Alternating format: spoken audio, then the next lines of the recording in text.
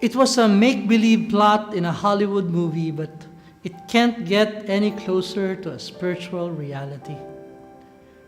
The movie, Day After Tomorrow, was about the cataclysmic effects of global warming. It tells the story of Dr. Jack Hall, a paleoclimatologist in Washington who predicted the impending global disaster brought about by global warming.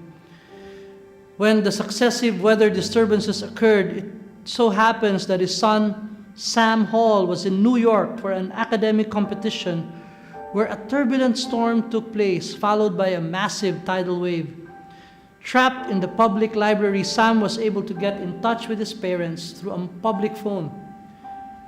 Before their conversation ended, Jack made a difficult promise to Sam that he would travel to New York to rescue him. And so began Jack's journey to Manhattan together with two other friends and through a raging snowstorm. In the middle of their journey, one of his friends, in an effort to persuade him to turn back, told Jack about his son's slim chances of survival. In reply, Jack said, "I made my son a promise. I'm going to keep it." The movie ended with Jack making it to New York and saving his son, just as he promised. No storm could stop Jack from fulfilling his promise to his son. In the same way, no tomb could stop Jesus from fulfilling his promise to us. Jack journeyed from Washington to New York to save his son. Jesus journeyed from heaven to hell just to save us all. That's what the women learned on the day of Jesus' resurrection, when the angel at the tomb said to them, "He is not here, for he has been raised, just as he said." In their grief, all the women completely forgot all about what Jesus kept repeating the past 3 years. In their sorrow, the women failed to remember their master's promise to conquer death by rising from the grave. That is why the angel had to remind them.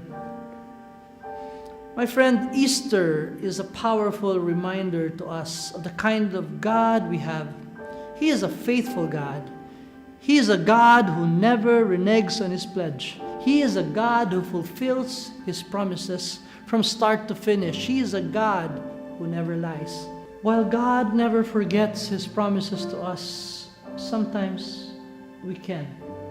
In the midst of waiting for their fulfillment in our lives, sometimes we give in to desperation.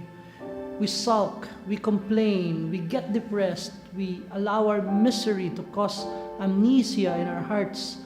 Suddenly, we often forget God's vows to us, or at the very least, we easily let go of them.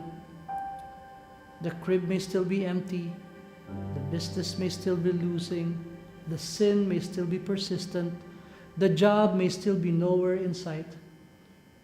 What are God's promises in your life today? Are you holding on to them, or have you given up on God?